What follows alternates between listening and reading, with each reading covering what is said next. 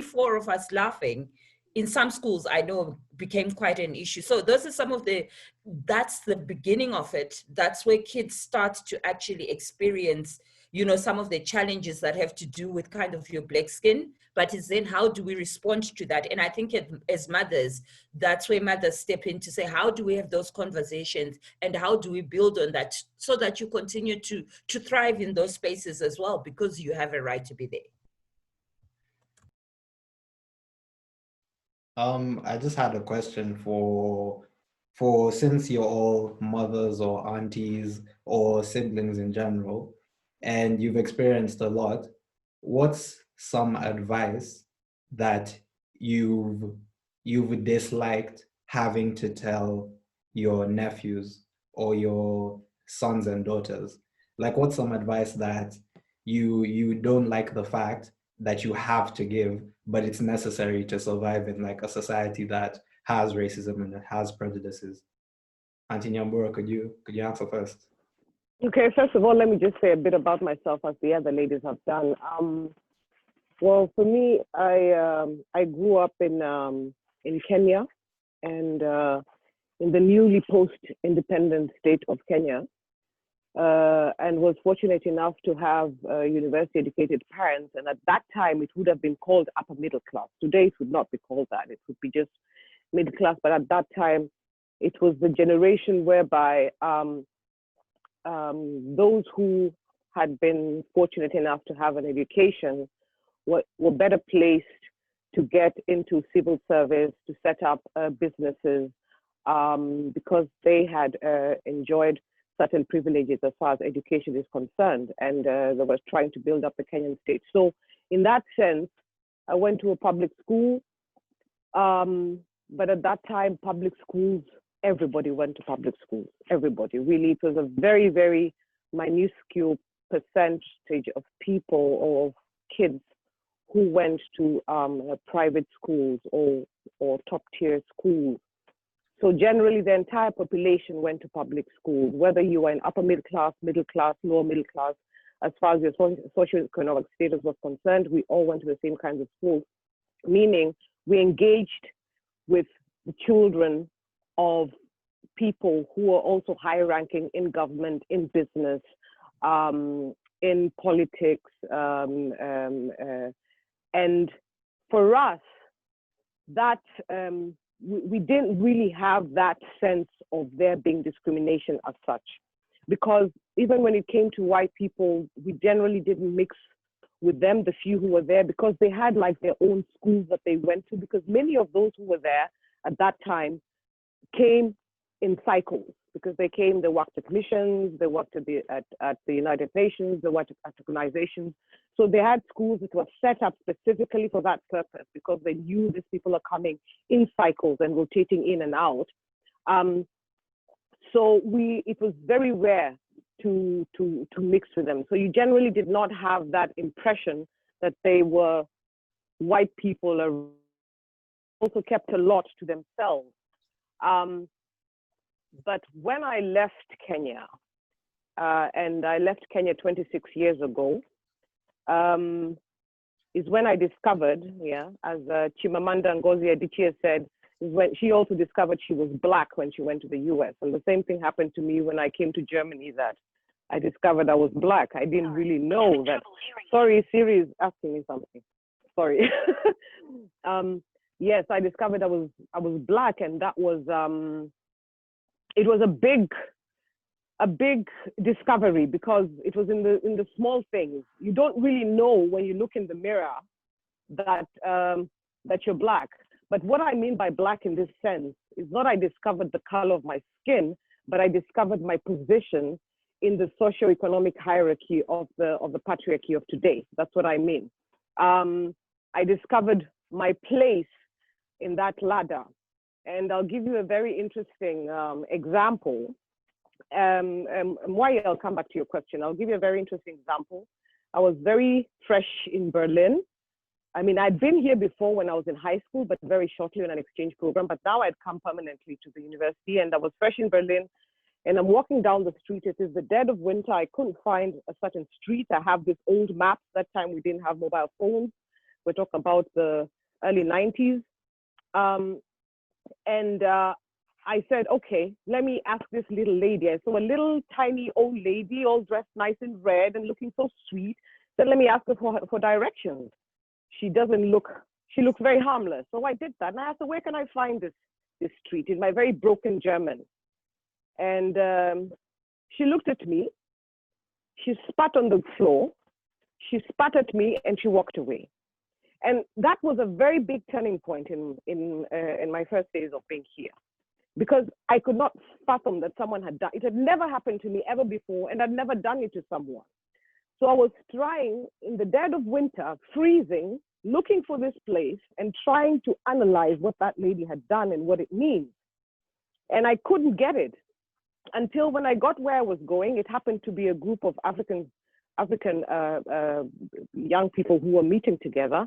And I told one of them what had happened, and she had been here for 2 years, and she told me, you'll get used to it. And I just couldn't believe it, because it's a very, very metropolitan city, and I just didn't understand that. But over the years, many other things have happened to me. I've lived in Russia. In Russia, things happened to me. In Geneva, in the Dominican, in several places, many of these things have happened to me. But if I were to say something that I have benefited from this entire experience, and I'm sure Kathy will agree, Tamduzai will agree, even Lois will agree, even being abroad, it instills in you a certain pride by force that you didn't have when you were growing up. Because even as Kathy said, when she was growing up, they didn't see the difference. You had all sorts of visitors coming in your home, But when you're out here and you start to see that, the advantage is that you start reflecting back.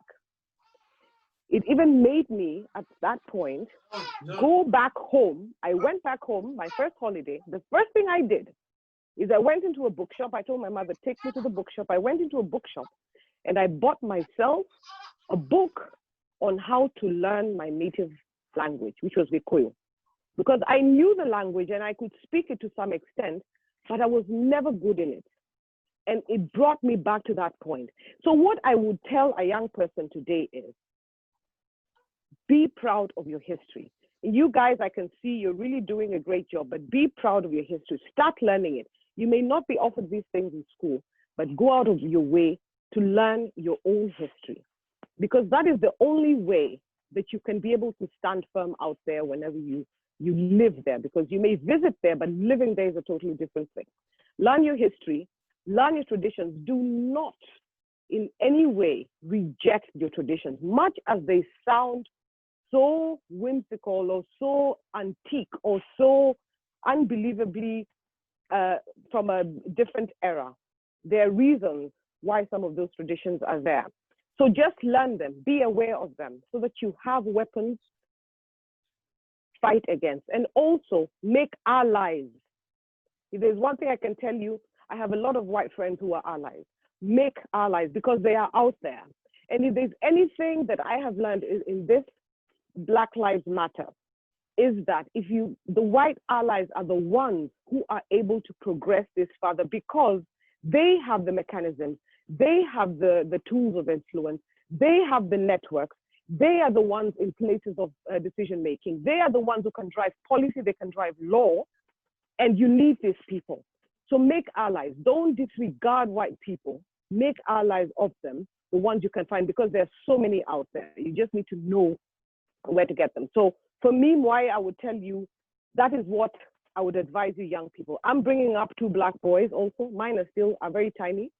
But I'm also bringing them up in that vein, because I know what is waiting for them out there.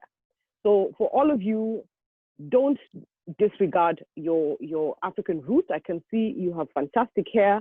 All you boys, I love it that you're wearing your hair proud and shaggy. It's very good.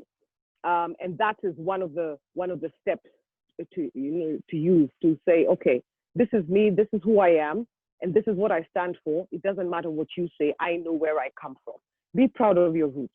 That's what I can tell you. Anyone else like to elaborate on that?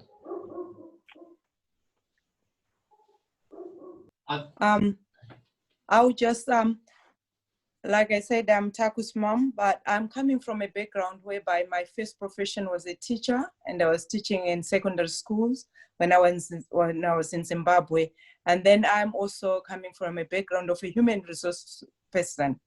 So as a teacher, my belief is the teachers are the ones who are supposed to drive a change in a community, in the sense that when I came in this country, I was a little bit disturbed.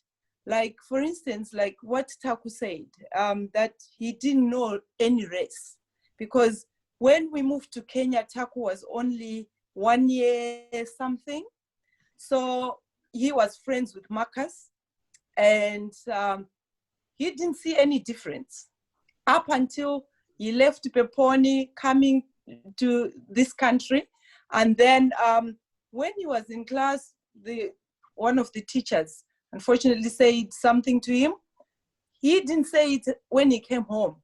So it was when, now when he was in secondary school, that the friend said, you remember, you know, what Miss, you know, so on said, you know, when you were at this school, and this is what she said. And then I said, what? And then she said, yeah, she said something like, you know, he's like a monkey. I was really disturbed because I didn't think a teacher would say that to a child. So for me, coming from a big, you know, as a parent, I feel really disturbed because I think the change, if there is going to be the change, it has to start from adults themselves. There has to be, you know, re-engaging from the teachers, because even when we were coming here, on our first meeting, one of our friends who was a teacher at the school that Taku went, and the girls, she said to us, some teachers were asking, how do we treat your children? Do we treat them like any other, you know, any of our children? Which means they thought as Black children, they are different. So if one has got this mentality already that they are different, they are to be treated different, so it means even the way they handle them is going to be different. And we have seen it ourselves as parents, even as adults. You know, when you meet with other, you know, you know, grown-up people, even in the salons at times when they do your massage, they do it like you are a 5-year-old, because they're even scared that your skin might feel, I don't know. It's just what they have, the perception that they have for a Black person. Some of them, they don't really know. So, and you have also met brilliant children whom I think, and I've seen, okay, this, I think the background says a lot, yeah? You see, even the way they behave, the respect that they have, you see, even they're white, you know, children, but the way they behave, the way they are, it has to do with their backgrounds. So what you are, you know, as young, you know, as young boys or young girls growing in this country or in any other, you know, white dominant country, is because they're adults themselves. The conversation that they are having at home is what differs. Because at times you find, I remember one of my girls at, when she was at a school, an independent school here in Cambridge, she said to me, there was going to be a parent-teacher meeting, and then I went there, and then the teacher looked at her like this. She was supposed to say something, and I could tell that there was something that was happening between the teacher and the child. But my daughter would stand up for herself, even if I'm not there. So I said to the teacher, you know, I say to you, I'm here 24/7, yeah? The reason that I'm stay-at-home mom at the moment is because I want to devote my time to the children. So if you have any problems, get hold of me anytime. I'm only a phone call away, I'm an email away, but you haven't done this. And what I'm seeing now shows you have got, you know, somehow my daughter has discovered a weakness that you have. But my daughter said to me, no, it's because she has been abusing me racially. And I was going to say it in front of her. But she knew, you know. So those are the things that, the challenges that, you know, are brought at home by the children. by your age mates and all that stuff. And Taku is no different. When I think about Taku, there was a time when I would think, is he going to come back home alive, safe? Because of what he has gone through. Yeah. But and then you would think, but how come when I was in Zimbabwe, we had white people there, their children were safe? Our children will never be a threat, because we wouldn't teach our children that white people are bad. Go and treat them like this. I would want my child to see, because being a human being is what comes first. The color is something else. So it also happened that at one meeting when we went, I was with Maxwell, my husband, and then we were having tea, our first parent-teacher meeting. And then the other parent said, how are you going to manage to pay fees, for 3 children at this expensive school? Then Maxwell just quickly said, the same way you are going to pay fees. So I think we have to announce, to have conversations like what you have started. It's a good thing. Have conversations, let's sit, let's talk about it. Some of them, it's out of ignorance.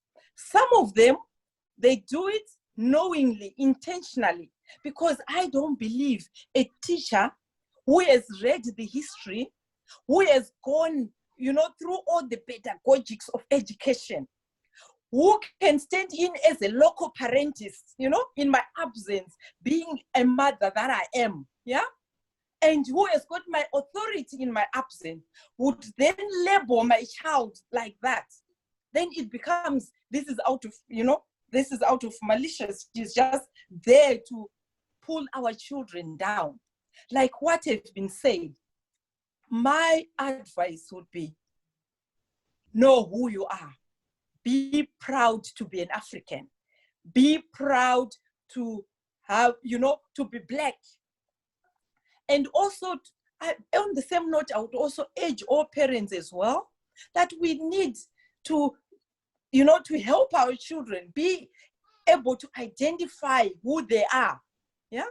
But we are not living in our own world. Then if we seclude them from the whole community and then take them, then they, you are Black, behave this way. But at the end of the day, 90% in that class, or 98% will be white, and 2% or 1% will be Black. So we also need to educate them, to have, to come up with conversations. Like, for instance, when my girls were at school, I used to have a group of moms who would meet after school, just to have a discussion of what's going on. Because probably Panasha will not tell me what she has been going on, at her school, but this one will tell this one will tell that one. So then it will come back to us, we would sit and talk. And then I remember the other mom says to me, you know what, Lois, I really liked the way your girls, because she said to me, your daughter is 13, so she can do whatever, she wants, you can leave the house for her, because she's 13 when you go away for the weekend. Then I said, oh, no. For me, 13 is just a number. As long as she's under my roof, she's a child, and she'll behave likewise. So at times it's because young people, our children, they are going out there without their identity, without knowing who they are. So I think we need to come up with organizations, probably clubs that would invite young children. Most of them were born, abroad. Some of them, you don't know what it's like to be in Zimbabwe. If you go to Zimbabwe, you are like a fish, without water. And when you come here, you're still like fish without water. You don't know where to belong or where you belong. So when you've got your identity, I remember the other mom saying at some point, saying, you know what, I think I'm going to adopt your culture. This was a white friend of mine who said, I think I'm going to adopt your culture because I think it means a lot. And I've looked at it and I think I admire it because I've got a culture, I've got an identity. So I should also let the other, parents know that this is how we do things. Because at times as parents as well, it's also you're not focusing on who you are and also teaching our children who they are so that they're able to stand out there because there is heat. Even for us parents in workplaces, I've seen as an HR person how people, are being treated when one deserves a promotion just because it's a black person. You don't get it. You have to work 8 times as much as a white person. But like what has been already said, the moment we engage the other children of your age in these groups, we want to see you with them so that when we are talking, you are with them. So because they are the ones who are going to have the conversation with their parents. They are going to teach their parents on how, there's no difference between you and them. My husband once said to them, you know what? The best fruit of muchakata tree is up there at the top. Other muchakata tree fruits, they'll be right at the bottom. So it's up to you to take these ones. But the best ones are at the top. So let's go out there at the top. And he was saying to the whole school the other time that, you know what? Go to Africa. Invite them. Go with them to Africa. Show them, what Africa is all about. That you don't just live in muddy houses. That you have got mansions as well. That you have got, nice roads. That, apart from animals, which is something that we have as Africans, But we all have better things probably than what they have here. I've actually shown, at times I show people my house in Zimbabwe and then I said, this is my house. You mean this is your house? So at times they don't know because also if you look at the publications that is brought about on televisions, on newspapers, especially for those charity organizations, they just go about, look for those children who are ill, who have got kwashiorkor, who are about to die, begging for money. In fact, Lois, I think that is a very, very good point you brought up. They don't the media, up what is being perceived in the media, what is being broadcast in the media, what people are consuming is generally always negative news. But there's also a reason behind that. One has to understand that media is commercial.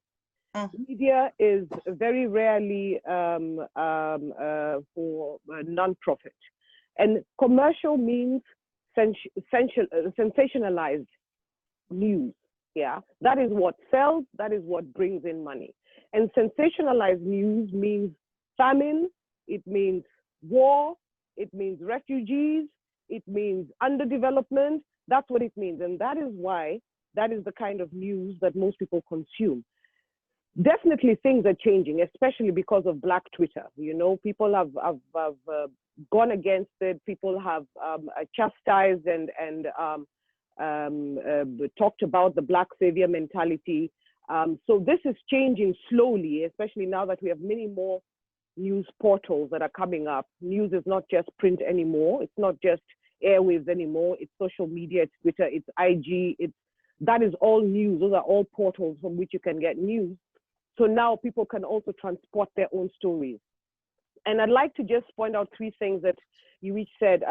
Tamzai, you said, which is very, very important that I think, you talked about continually having the conversation, but localizing the conversation. That is because Black Lives Matter is such a big, it's a big terminology, it's a big thing. So how do you localize it? Because the general experience of Black people across the world is one of discrimination, yes, fine. But even within our own cosmos, we have different experiences. And that localization, like what you guys are doing now, talking about your own personal experiences wherever you are, is what is very, very important. It's good to identify with the big picture and the larger group, but it's also good to go into your own societies, into your own little groups, right down to the smaller social unit of your family and your own classroom, and discuss these kinds of influences. And then Kathy, Kathy, your experience with your child, that is actually something that we call intersectional discrimination. Because when you experience intersectional discrimination, it means you're experiencing it at different levels. Let's say, for example, let's take, for example, a Black, Muslim, blind, lesbian woman. She's being discriminalized against on 5 levels: racism, ableism, religion, on the basis of gender, and probably on the basis of her sexuality. You could go on and on. So that you can experience different levels of discrimination. And for your son, Kathy, that would mean because of his challenge, yeah, that would be ableism, you know. So his challenge is so much broader and so much deeper, yeah, that one would need to guide him much, much more, meaning he needs also very specialized care for someone to understand he is not just challenged, but he is Black at the same time. Those are 2 very, very big levels of discrimination that he needs to go through, meaning he will have to need guidance to move as far as he can in life and be able to know how to navigate those discriminatory levels. So some people don't have all those challenges, some people do. Of course, the ultimate, in quotes, the ultimate level of not experiencing discrimination is a white, rich, heterosexual Christian man, right? Who has all his faculties in place and working in perfect order. So, but the majority of the people on this planet are not there. 3/4 of the population on this planet is non-white. Yeah, so already based on that, 3/4 of the population, of the global population, is experiencing discrimination in some way or the other. And Lois also said, and this point, in fact, is what is will also describe what you guys are doing. She talked about talking things out with your friends. We call it, women, we call it finding your squad. You need to have your squad. You need to have your people with whom you're able to engage at certain levels, to be able to exchange information, to be able to exchange experiences, to even cry with, to even laugh with. You know, you need to find your squad. And this is important because I'll tell you one thing, white people find their squad. And when we, as Black people, and I'm talking about now the African diaspora, when we go out, we always have a problem finding our squad.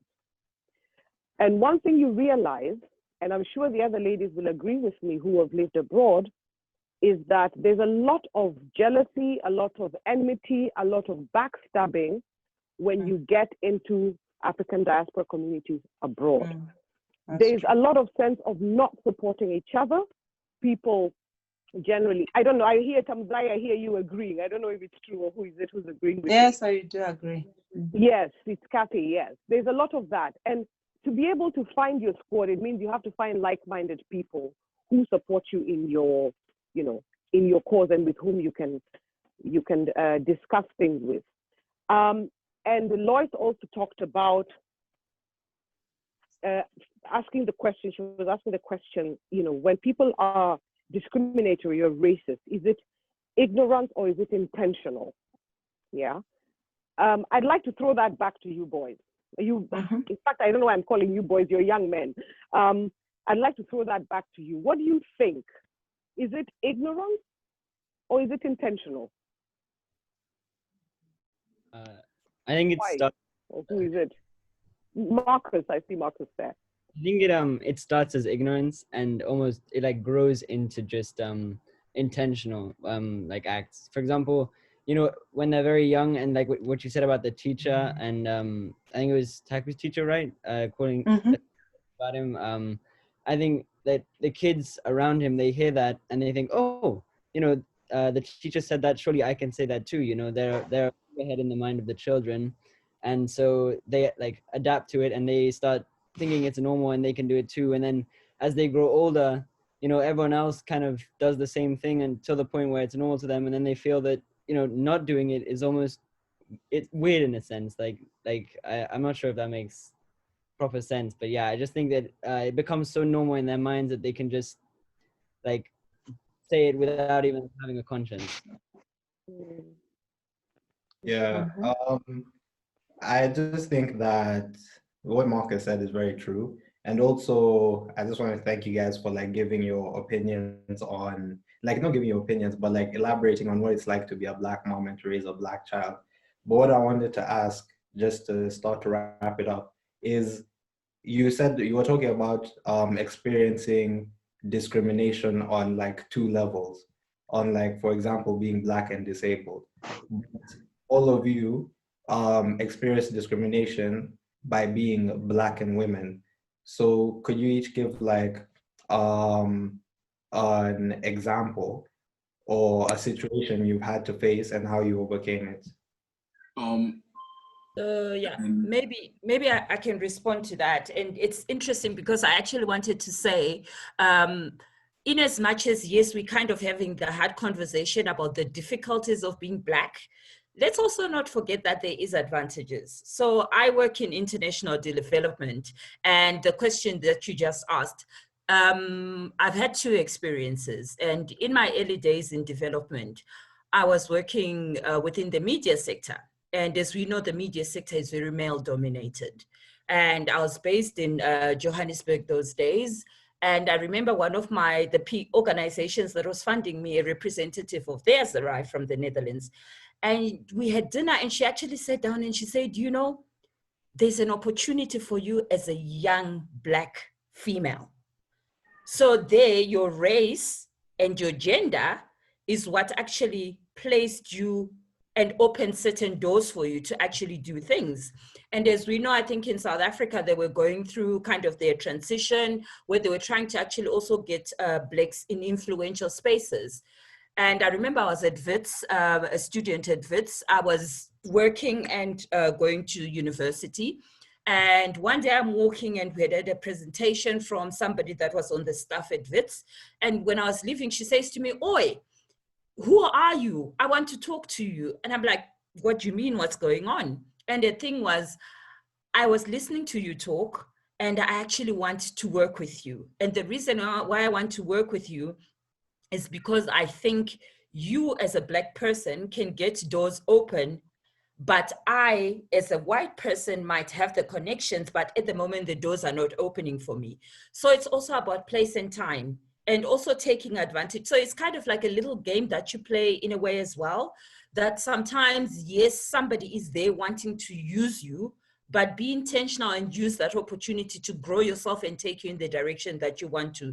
So yes, I think as a woman, it's kind of, you know, you have to work to put double the effort, to work doubly hard. But at the same time, I think for me, there's been opportunities that have been offered that have actually pushed me and helped me to actually go in the direction I wanted to, that I actually just sat back and actually, you know, not engaged, I wouldn't actually have had as well. So yeah, I think it's really something that in as much as, yes, we look and say being Black and all that, sometimes it actually offers you an opportunity that, you know, if you take advantage of, then, you know, things work for you. And I think as I actually wrap up, just to say happy birthday to Taku's mom. I'm an hour ahead in Zimbabwe, so I can say that to her now. Thank you. Thank you so much. Thank you so much. Just to add on to that one, for instance, when you are looking for work in the UK and then you are being asked for UK experience, probably you're just moved in, and then there's an opportunity and you've got all the qualifications, and then they say they want someone with UK experience, then already you are being discriminated or you know, on the grounds that you are not UK. It's a disadvantage. You are at a disadvantage already. Then with all the qualifications, you might then have to go lower or look for another, you know, a different job from what you have trained, just because you have not worked in the UK. Okay, let me just add on, wrap up on everything else. Right. Thank God, my son is able to talk. After the operation, he was all right. Say hello. Hello. Yes. So he's perfectly normal. He's attending a normal school. Right. Son is able to. Yes, he's able to talk. He had an operational adenotensilectomy. So the adenoids and the tensilectomy, there was the intolerant cells, they were so big to the extent that they were blocking his ears. So hence that fitted him in the kind of him not hearing or being attentive to everybody. Hello, sounds like someone is dropped. So yeah, so on that one, we thank God because that's a miracle. As for me, working as a nurse has come with challenges, has come with its own fights. But what I've learned as a woman of color is to work hard and become good at what you do. Because sometimes your market is not what the certificate says.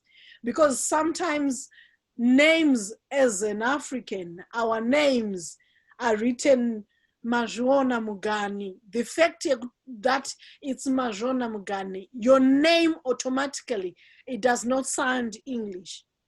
It's difficult. People, they start to judge you from the name. But if your work is good and all that, they start to consider you. I remember somebody said, we're just having a chat at one point, and somebody said, oh, I saw your name, blah, blah, blah, blah, blah, somewhere, somehow. Then I didn't let you do certain thing because I just felt this person. So later on, when I was discussing with somebody about you, I realized that it's you, because people always call me Maz. So the fact that this person didn't know my full name, so because of my name, they just thought, what does she know? So that way it gave me a disadvantage. But this person coming to know me and my work, what I do, they started to regret their decision to say, oh, actually give somebody an opportunity who was less qualified than you. And it's so sad that we get to a point whereby someone tries to confess as if they're trying to justify something like that, but whether that's not really right. And I've seen it that even at work, I've done cardiology a bit. I myself has had an operation, a heart operation, and I've had human implant put in. I am grateful for that. I'm here to live. But when you have these human implants or human blood is life. Any part is life. It's not dotted as if it's white or black. We are all the same. When you go to the blood bank and you are very sick and get the blood, that blood has got a G number or whatever it is. It does not state whether it's coming from black who or white who. We are the same. Any body parts, they are not mentioned black or white. We are the same. So we will continue to teach you, our children, that you are the same. Although the wider world sees you as black outside, you've got to perform harder until people understand who you are. Mm-hmm. Until you express yourself. Sometimes other people, honestly, it's not about knowing who you are. They're ignorant. They've not been taught. So sometimes expressing yourself. I was speaking to somebody who says, you know, people says you're rude, but after working with you, I've seen that that's different kind of thing. And I always tell people at work, you know, in Africa, we've got loud voices. And some of us, we've got big eyes. So if you see me looking at you when you're talking, it means I'm being attentive. We have been told that when you are listening to somebody, you've got to look at them to show them that you are attending to them. So if you see me doing something while you're talking to me, it's a sign to, especially in Africa, it's a sign to say I'm not interested. But if you see me being attentive and looking at you in your eyes, it means that I'm concentrating on what you're saying. So always explain yourself, because some people, if they see you, if you're talking and you're looking at them, they are threatened, they are scared, they think you are challenging them. But this difference is in culture. You've got to always explain yourself to say, look, I'm not being rude. Don't, if you have got anything wrong or what, explain to me, tell me. Don't just read your own signs and you assume I'm saying that. Don't assume. Tell me, explain to say, I think this way, or I heard about this. Is it right? Then I'll try and tell you to my best of my knowledge whether this is right or not. But it's always Kathy, that ties difficult. in really well with why you had this conversation earlier before the break about hairstyles, remember?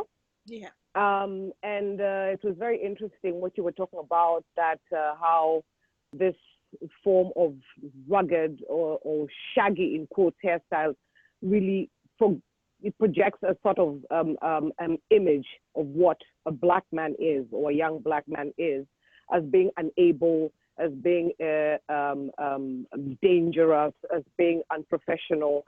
And just like Kathy is saying, some of the mannerisms that we acquire traditionally at home, when you get out there, they're received in a certain form as being maybe impolite or rude, whereas that is not what you're trying to project. So it's always good, yes, to explain yourself, but also not to diminish yourself, meaning you don't have to derobe your culture and put on the robe of another culture. You can retain what is you, what belongs to you, what is your root, while learning and acquiring other values that will be of use to you.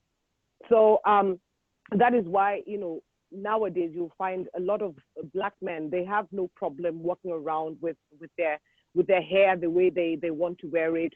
And now it's become trendy. You were talking about cultural appropriation before. I call it cultural misappropriation.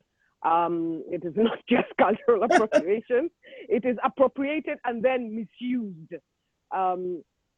So, that ties in really well with that discussion that you have.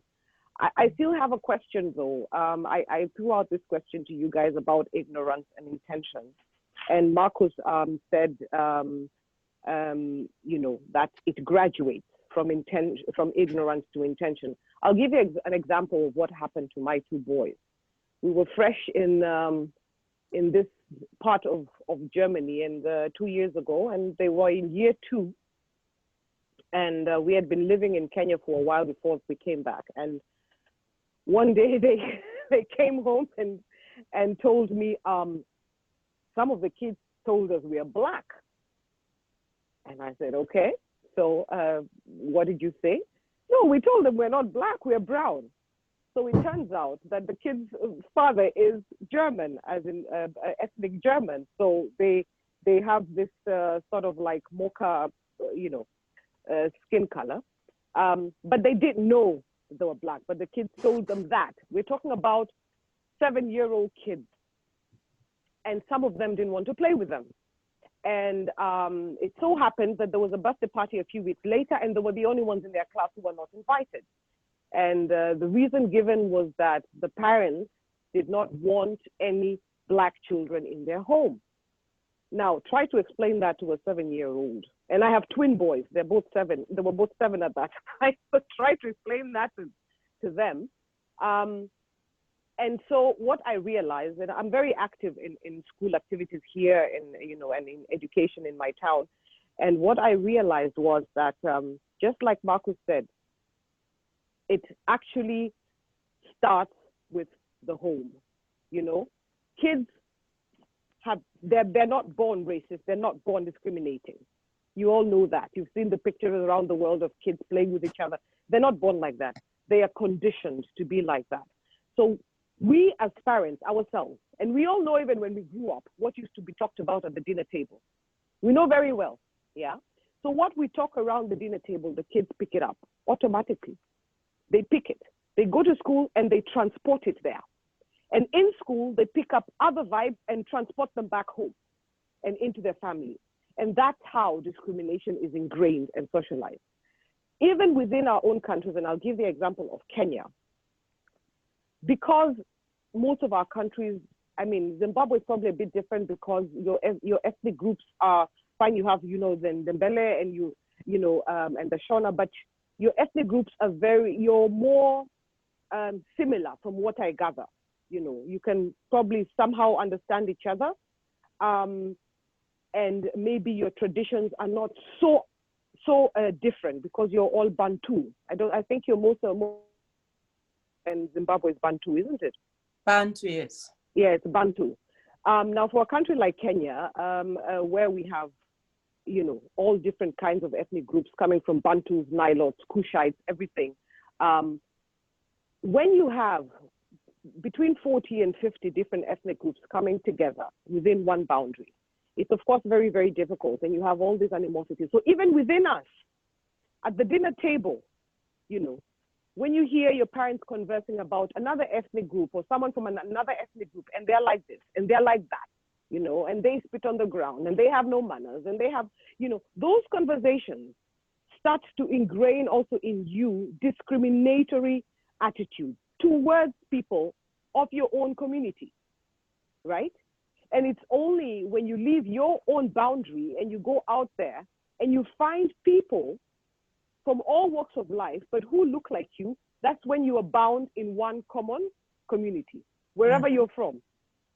I will meet someone from Western Kenya here in Germany, and suddenly we're brothers. But probably in Kenya, I would have never talked to him. You know what I mean? So we have to localize it, as has already been said by Tambuzai, that we have to figure out how within our own selves, even you young men, within your own group, how do you relate to each other? How do your parents converse to you? How do your teachers converse? How do the people around you treat each other, even coming from different ethnic groups? Because that is how we are socialized. So my boys, what I'm doing with my boys is that I'm doing something called Pan-African schooling. So I teach them about history. I teach them about African history. I teach them that we are all in this fight together. There's no reason why they should consider another person lesser or better than them. And the bottom line in all the education I'm trying to, as a parent, you're always trying, you're doing your best. And the bottom line for me is just knowledge. For as long as you have knowledge, you will never be enslaved by everyone. That's true. By anyone. Never will you be enslaved. And I always have this running motto. It's by Frederick Douglass, the former slave in the US, who said, knowledge makes a man unfit to be a slave. I translate it to knowledge makes a human and a woman unfit to be a slave. For as long as you have your brain, you cannot be colonized and you cannot be enslaved. So, and I think that's basically what you're all trying to achieve amongst yourselves, to educate yourself better so that you can always be in a position to defend yourself and not be enslaved in any way. You might be put in a prison physically, but here you will never be enslaved. And I think, Just to add on to what you are saying, I think personally what has worked for me is to be involved. Parents, let's be involved from the school. At times we just send our schools and then we don't make a follow-up of what's happening. And we are not having conversations in the house, on the dinner table, about the cultures that our children are meeting out there. There was one time there was a Catholic church meeting whereby the youth were asked to talk to adults about what is it that they think parents or adults should do. And then they were saying, you know what, at times I live in a house whereby my mother doesn't know me. The person that she lives with and the person that is out there, they're two different people. Out there, I'm trying to survive. In here, I'm just trying to be a child. But because we are not having conversations, we don't know what's happening. And some of them, you know, out of ignorance, they don't know. They can never tell because we don't tell them. Because you are black, you're going to meet a white child, you know, out there. So when they go there, they don't even know the difference between discrimination racially or, you know, because it's not spoken about in the house. They don't have the knowledge. They take it like, okay, it's okay. They're just being friendly. You know, I didn't think it was that bad. Yeah. So the moment we start having conversations from the household level, and also as parents, let's be involved and see what's happening in schools. Because they don't know, some of the teachers, like I said, they actually say, you know, out of ignorance, they'll be asking another one, how do we treat them? Do we treat them like our normal white children? Yeah, because they've never taught them. This is the first black school, you know, black family that has joined the school. They don't know how to relate to them. So what do? We, instead of just dumping these children there because it's a different culture, let's make sure that we are involved. We let them know, not that they should treat them differently, but they should also understand them. Because like if I speak, I've got a voice that's loud, like Tambu said, then you say, don't raise your voice on me, when I'm not even raising it, you know? So, and there are also some, because there are different cultures. For them to understand our culture, we have to engage them. We have to have, you know, probably starting from having programs like having the girls and the, you know, boys having a meeting and talking, you know, talking to them. Because for instance, my son will bring a white girl, you know, home, or he might be dating a white girl, but the parents, maybe they don't like a black boy, or the girl doesn't even understand. So I know there was this other friend of ours, young friend of ours, who came and said to Maxwell, you know what, I think I need a divorce to this white girl that I'm married to. And then Maxwell said, why? Because she calls my name by first name. She can't respect my mother, you know? So it's already the culture clash, because when they get married, they need to be, you know, to be sort of involved, to be taught, to be, you know, like there should be some conversations around it to accommodate each other, to accommodate different cultures. You have married this one. It doesn't necessarily mean that when she calls me Lois, she doesn't respect me, but that's their culture. But when Marcus called me Auntie Lois, it doesn't necessarily mean that he has become Zimbabwean. But because I've told him, Marcus, you know, I prefer to be called Auntie Lois because that's what, in our culture, that's what we do. And after explaining to him, then you understand. So I think the boys, what you have started is really good. Let's continue having these conversations. Let's continue finding ways of, you know, how we can bring this so that we can also drive it home to the other parts. Well, to sort of just, you know, sum up there, and just, you know, I'd like to thank all the lovely women, lovely, beautiful, strong Black women we've had on.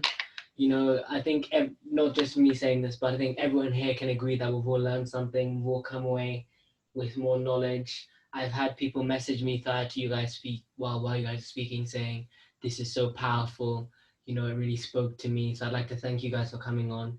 It gave us a really nice perspective of the struggles of being a Black mom and the everyday thought process that you have, and when you deal with these situations and like personal stories that you've been telling us, how you have dealt with them, what emotions they made you feel, and the fact that you guys can relate on some of these issues is quite worrying, and I guess it's heartbreaking because these aren't issues someone should have to face, yet you all seem to face them to a certain extent in a similar way. So like I think we can all, you know, say thank you if everyone just unmutes and says thank you to everyone, that would be so lovely. Yeah, thank you all for coming on. It's very much appreciated. Thank you. And Alexander Lewis, Lettington, I'll answer your question next time, maybe on the chat. Yeah, I can see he's asked the question. Thank you guys so much. Means a lot. Yeah, I want to thank On you, behalf of everybody, everyone. and I want to thank you, boys. But what I'm leaving with you today is be your brother's keeper and love your brother. You know, out there, when you go out there, people, they judge you. But if you see your brother doing something wrong, be there to say, don't do this, and explain to them why they shouldn't. Someone told me if I see a black boy with a hoodie on, I run away. But I work with doctors and scientists who are black, who wear hoodies, but once they wear hoodies, I'm sure they are perceived different there. But it's because of the character that boys are taking out there. So let's have a conversation where the black children, we are also changing some of the behaviors that are not perceived as right. If someone is angry, let them bring it to the table. Let's find somebody who can discuss and advise. And you as a friend, as a brother, be saying, no, do not break that window. Do not go in that road. Do not do this. And look after each other and love them. Because you telling them why they shouldn't do that or approaching them, it shows that you are loving them. Thank you.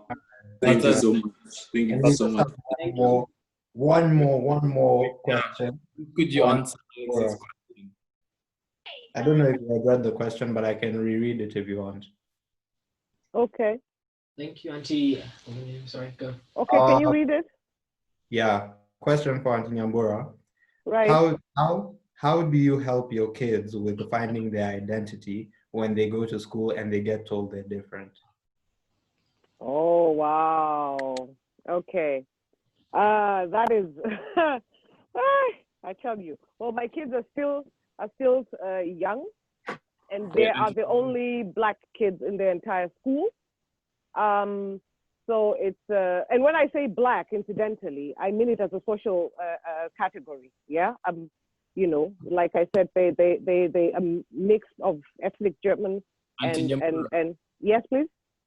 Just to give context, Alex is also 0.5 and he also goes to a predominantly white school in Scotland. Yes, Aleki, I know Alex, yes, and I know his mom. I'm sure his mom is listening also somewhere, Nicole. So probably that's why he's asking. Of course, he's now a young man. He's no longer the age of my boys, but definitely I'm talking about black as a social category because that is the way they'll automatically place you. Obama was also black and not something in the middle. There's nothing like something in the middle in real society. Yeah. So what I've started to do, because I had to wait for the chance, I had to wait for it to happen. And when this happened on the school playground, like I said before, is when I thought, now I have to really start doing something about it. So what they know is that, first of all, they know what diversity means. They know what people of color means. They know they are people of color. I am a person of color. They know their father is not a person of color. So those are some of the things they know. And one of the things that I had them do is they had a school project, and it was about inventions.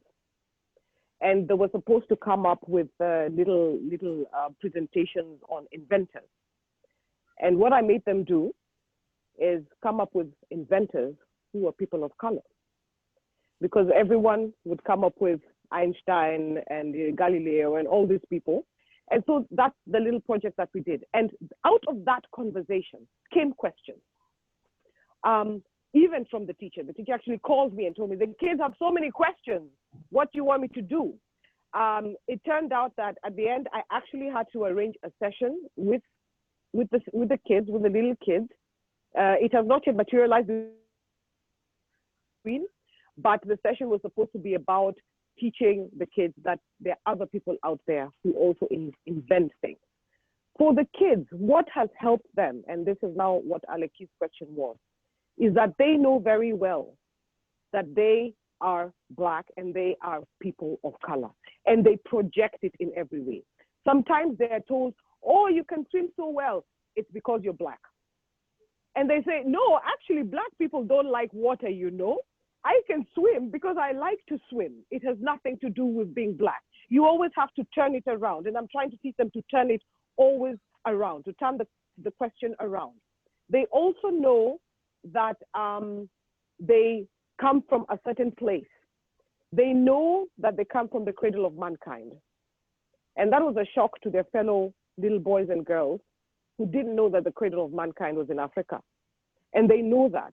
So I always try to show them, turn things around, turn the questions around, turn the attacks around, turn these bad vibes around that you get, the insults you get, twist them and turn them around so that the other person sees that you know exactly where you come from and what is important to you.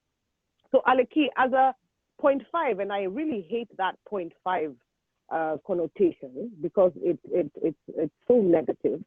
Aleki, I know, is in Switzerland, I think, if I'm not wrong.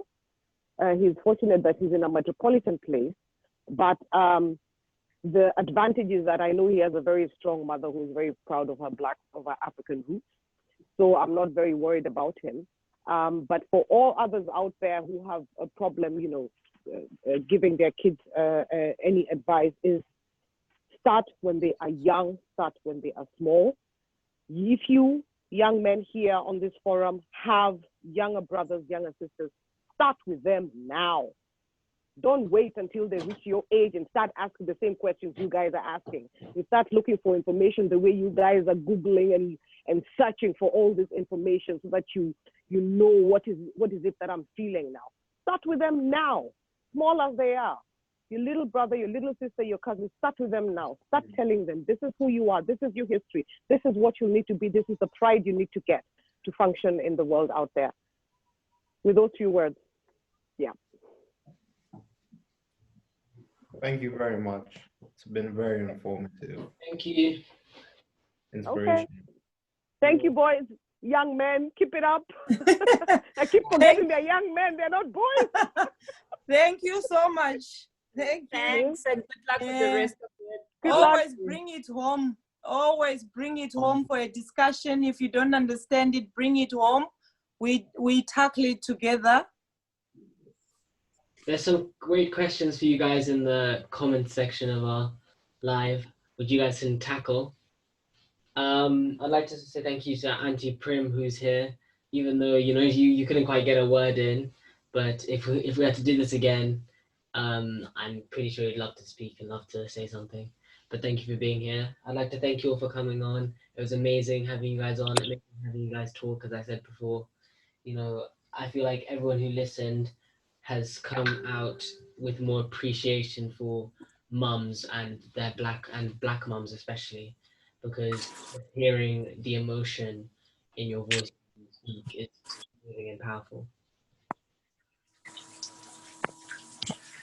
Thank you so much, boys. I couldn't say anything because I was in transit. But now I'm home. Next time I will take part. And hello, everyone. You guys, take care. Bye. Have a good conversation. Yeah, and let's keep spreading the word, yeah, to contribute to the cause, okay? Bye.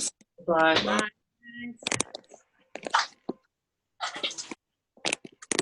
Bye, Taku. Thank you so much. You're welcome. Bye. Bye. Thank you. Bye, boys. Bye, Miguel. Bye. Bye. Tackle that topic we need to discuss as a family. Remember? Bye. Bye. Bye. All right, we're going to take a short